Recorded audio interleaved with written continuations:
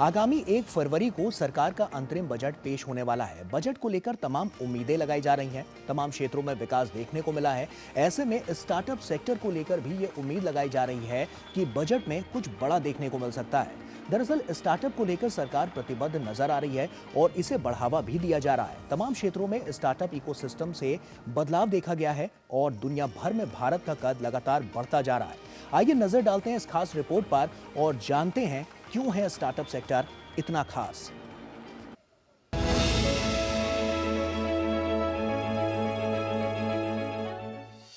Startup ecosystem ने भारत का कद विश्व भर में और ऊंचा किया है। पूरी दुनिया भारत के बढ़ते हुए कद को सलाम कर रही है।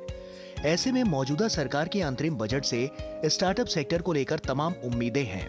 ये उम्मीदें कुछ ऐसी हैं जिनसे स्टार्टअप सेक्टर में बूस्ट देखने को मिल सकता है। साथ ही इसमें तमाम स्टार्टअप फाउंडर्स को बिजनेस करने में आसानी हो सकती है।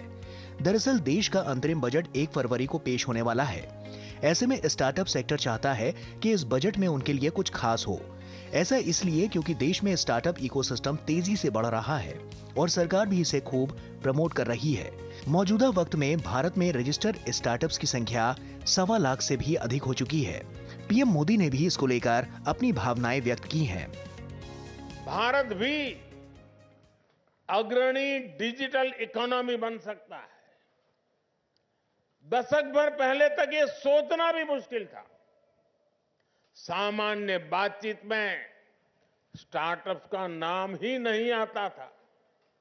आज भारत दुनिया का तीसरा बड़ा स्टार्टअप इकोसिस्टम है।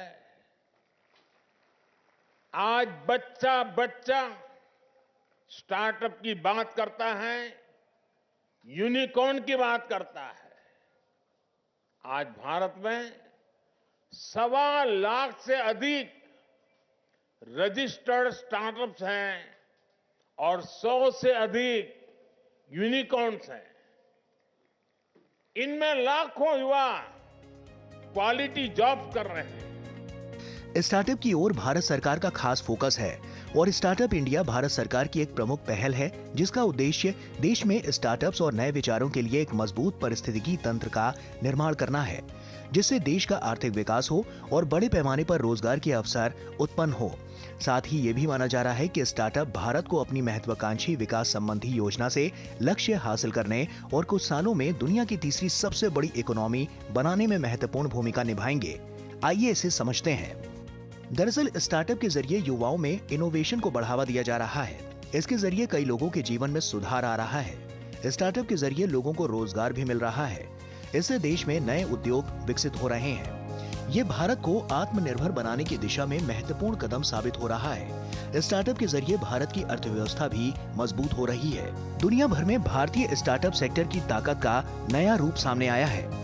भारत में 429 से ज्यादा स्केल अप कंपनियां हैं, जिनका कुल वेंचर कैपिटल इन्वेस्टमेंट 127 अरब डॉलर से ज्यादा और संचयी तकनीकी मूल्य निवेश 446 अरब डॉलर से ज्यादा है। भारत ने इन दोनों ही इन्वेस्टमेंट में यूनाइटेड किंगडम को पीछे छोड़ दिया है। भारतीय स्टार्टअप का दुनिया भर में दबदबा लगातार बढ़ रहा है। एशिया महाद्वीप के बाहर ही भारतीय स्टार्टअप्स के 50% से ज्यादा ग्राहक हैं। साथ ही भारत अब तीसरा सबसे बड़ा स्टार्टअप पारिस्थितिकी तंत्र है, जिसमें 1.25 लाख से अधिक स्टार्टअप और 100 से अधिक यूनिकॉर्न है। गौरतलब है कि जब किसी स्टार्टअप का मूल्य 1 अरब डॉलर को पार कर जाता है तो उसे यूनिकॉर्न कहा जाता है। साथ ही स्टार्टअप को डिजिटल इंडिया का लाभ भी मिल रहा है। डिजिटल इकोनॉमी युवा शक्ति की ताकत और पहचान बन रही है और तो और लाखों युवाओं को इन कंपनियों में गुणवत्तापूर्ण नौकरियां मिल रही हैं। भारत में बिजनेस टू कस्टमर यानी B2C स्टार्टअप काफी ज्यादा सफल रहे हैं। इन स्टार्टअप ने यूनिकॉर्न का दर्जा हासिल करे बगैर भी अरबों डॉलर की फंडिंग हासिल की है। खास बात है कि इन स्टार्टअप्स ने भारत की सीमाओं को लांघे बिना देश में ही अपने कारोबार को विस्तार देने में कामयाबी हासिल की, जिसके मुताबिक भारत में हाई लोकल कनेक्टिविटी इंडेक्स वाले शुरुआती फेज के स्टार्टअप का रेवेन्यू कम इंडेक्स वाले स्टार्टअप के मुकाबले 2 गुनी तेजी से बढ़ रहा है। ऐसे में साफ है कि भारत की इकोनॉमी को और ज्यादा बूस्ट मिल सके, इसके लिए सरकार अंतरिम बजट में स्टार्टअप सेक्टर के लिए कुछ खास लेकर आ सकती है, जिसकी उम्मीद लगातार की जा रही है। और तो और भारत को अपनी महत्वाकांक्षी विकास संबंधी लक्ष्य हासिल करने और कुछ सालों में दुनिया की तीसरी सबसे बड़ी इकोनॉमी बनाने में स्टार्टअप की महत्वपूर्ण भूमिका साफ दिखाई दे रही है। Bureau report, DD news.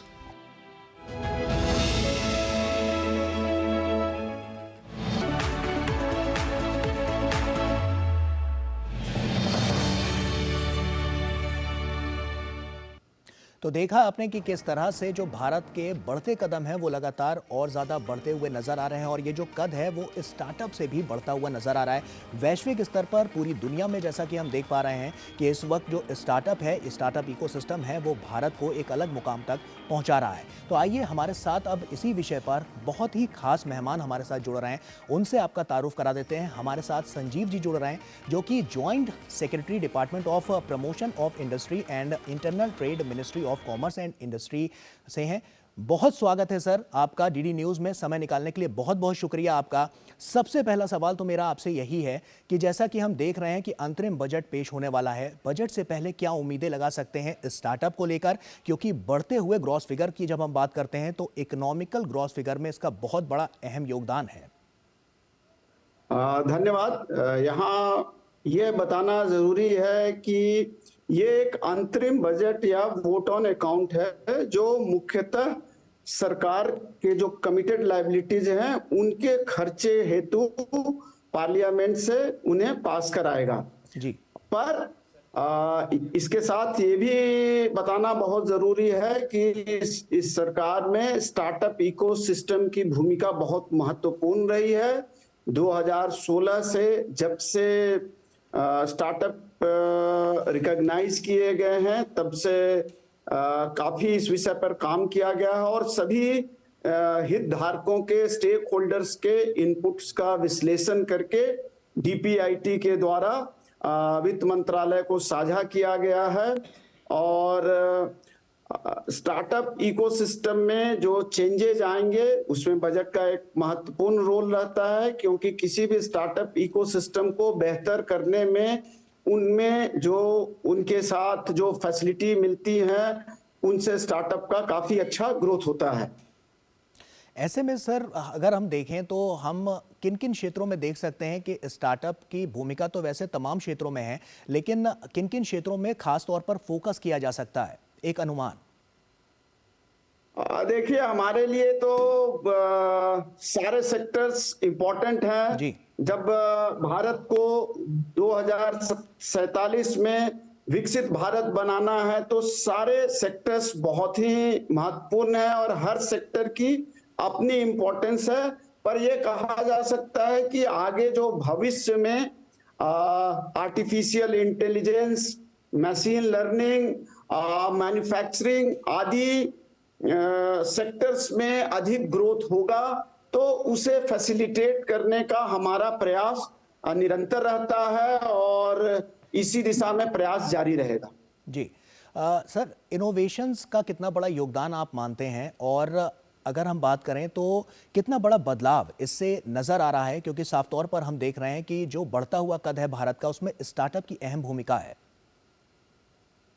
जी बिल्कुल, इनोवेशन जी या नवाचार कहते हैं, उससे ना केवल जो मैन्युफैक्चरिंग या सर्विसेज में इंप्रूवमेंट होता है, बट साथ ही काफी रोजगार भी पैदा होता है। मैं यहाँ आपको बताना चाहूंगा कि आज के दिन में एक जो भी स्टार्टअप नया खुलता है वो कम से कम 12 रोजगार क्रिएट करता है, और ये अभी शुरुआत है। नवाचार ही एक डिफरेंट लेवल पे आपके इकोनॉमी को ले जाएगा।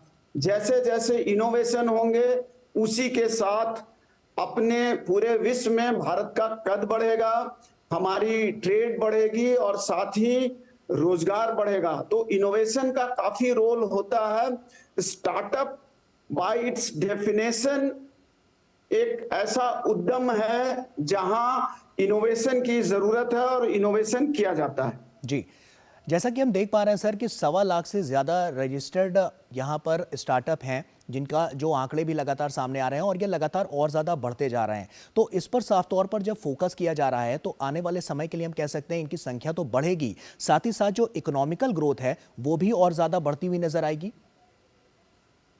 जी बिल्कुल सही आपने कहा, जैसे जैसे स्टार्टअप बढ़ेंगे उसी के साथ इकोनॉमिकल ग्रोथ भी होगा, एम्प्लॉयमेंट क्रिएशन होगा। इनफैक्ट ये मैं बताना चाहूंगा कि भारत में बहुत सारे बिजनेस हैं जो स्टार्टअप होके बहुत बड़े हो चुके हैं, जिन्हें यूनिकॉर्न कहा जाता है। जी। आज पूरे विश्व में भारत में तीसरा विश्व का सबसे अधिक यूनिकॉर्न इकोसिस्टम भारत में है, और जो शो करता है कि इससे इकोनॉमी में जबरदस्त ग्रोथ हो रही है और साथ ही एम्प्लॉयमेंट जनरेशन हो रहा है। जी। और सरकार भी इस दिशा में अपनी तरह से काफी प्रयास कर रही है। हमने करीब 57 चेंजेस लाए हैं जो ईज ऑफ डूइंग बिजनेस के अंतर्गत, और फंड्स की अवेलेबिलिटी कराई गई है, जिससे स्टार्टअप इकोसिस्टम को फिलिप मिल रहा है, बूस्ट मिल रहा है। जी सर, ग्लोबल मार्केट की जब हम बात करते हैं तो देखते हैं कि ग्लोबल मार्केट की आज पसंदीदा जो सबसे उनकी पहले नंबर पर जो पसंद बनती हुई नजर आ रही है वो भारत है, क्योंकि साफ तौर पर भारत एक बड़ा मार्केट यहां पर क्रिएट करता हुआ नजर आ रहा है। इसमें इनोवेशंस का साथ आना और स्टार्टअप का शुरू होना, उसमें हम कह सकते हैं कि कहीं ना कहीं जो भारत का कद है वो और ज्यादा बढ़ता हुआ नजर आएगा साफ तौर पर वैश्विक स्तर पर, क्योंकि हम जैसा कि जान रहे हैं कि अर्थव्यवस्था को तीसरे पायदान पर पहुंचाने में सबसे बड़ी भूमिका अगर किसी की आ रही है तो वो स्टार्टअप की आ रही है। जी बिल्कुल। इनफैक्ट आज भारत का जो स्टार्टअप इकोसिस्टम है विश्व का तीसरा बड़ा स्टार्टअप इकोसिस्टम है, और सरकार की पूरी प्रयास ये रहेगी कि जल्द ही भारत का जो स्टार्टअप इकोसिस्टम हो वो विश्व का सबसे अच्छा और सबसे बड़ा स्टार्टअप इकोसिस्टम हो, जिसमें सारे जो लोग भी इसमें पार्टिसिपेट कर रहे हैं उन सबको एक जगह साथ लाकर सभी के हितों का ध्यान रखा जाए और इस तरह स्टार्टअप इकोसिस्टम को बढ़ाया जाए।